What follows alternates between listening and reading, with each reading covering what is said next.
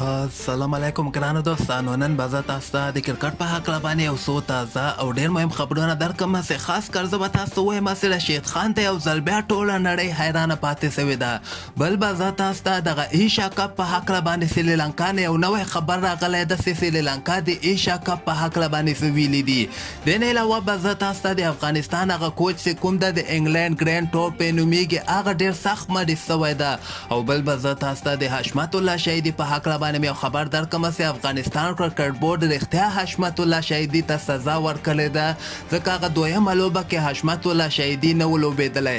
ویډیو تر آخره پورې وګورئ، په هر څه به تاسو پوه شئ. خو که تاسو دغه ویډیو خوښیږي دغه ویډیو در سره حتما لایک کړئ.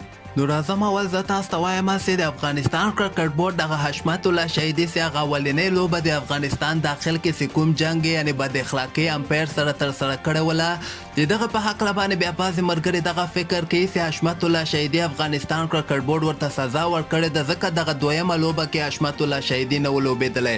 خو زه به تاسو ته ووایم چې د حشمت الله شهیدي مور ډېره سخته مریضه ده، او حشمت چې کوم ده خوست نه ډایرکټ د افغانستان یعنې کابل په طرف باندې روان سوی د مور ډېره سخته مریضه ده. نو تاسو ورته دعا کوئ چې مور ته الله پاک شفا ورکړي. خو افغانستان کرکټ بورډ حشمت الله شهیدي ته سزا نه ده ورکړې.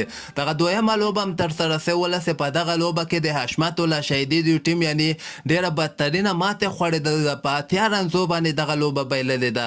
هغه بل د نجیب زادران د ټیم 233 رنزه ټارګېټ ورکړی، دوی بیا 129 پورې دغه رنزونه رسولي او ټول لوبغاړي اوټ سوي دي. په 80 رنزو باندې د نجیب زادران د ټیم دغه لوبه هم ګټلې وله.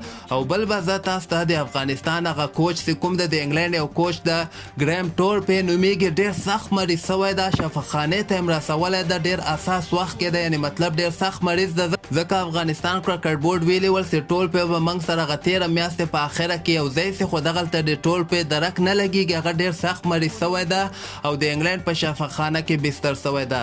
بل به زه تاسو ته د افغانستان رشید خان په هکله باندې یو خبر درکړم چې د ګجرات لپاره یو په زړه پورې بولینګ نندارې ته وړاندې کړې ده.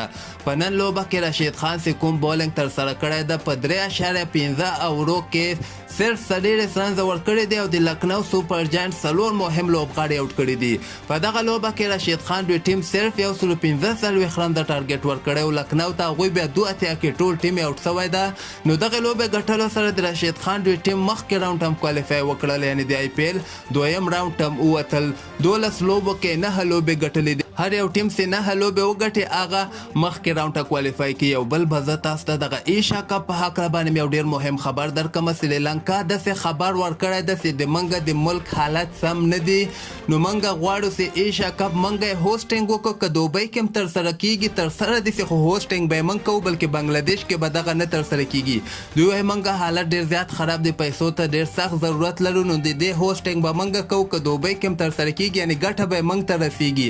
بل طرف ته بنګلادیش هم دلچسپي لري چې ایشیا کپ په بنګلادیش کې ترسره سي. دوی بیا دغسې وایي که چېرته ایشیا کپ په بنګلادیش کې ترسره سو نو دغه به یعنې مصرف به کم راسي او ګټه به زیاته ورسیږي. زه به تاسو ته وایم که خیر یو څو ورځو کې به دغه واضحه سي چې ایشیا کپ به چېرته ترسره کیږي. حالانکه هندوستان جیشا خو دغه خبر ورکړی ده چې د آی پی ایل فاینل نه وروسته به موږ که خیر د ایشیا کپ فیصله وکړو. او د سریلانکا بیا دغسې خبره هم ورکړی ده چې دغه جون میاشته کې راتلونکې میاشته کې د اسټرالیا او د سریلانکا ملته په سریلانکا کې 500 اوريزې لوبې هم ولې ټیسټ لوبې هم ولې وایي دغه مشکلاتو سره مخ سوي دي، دغه هم کیدی سي کینسل سي. خو بل طرف ته اسټرالیا بیا جدي د هغوی وایي چې موږ ډېر وخت راهیسه لوبې نه دي کړې، باید سریلانکا موږ سره حتما ولوبېږي.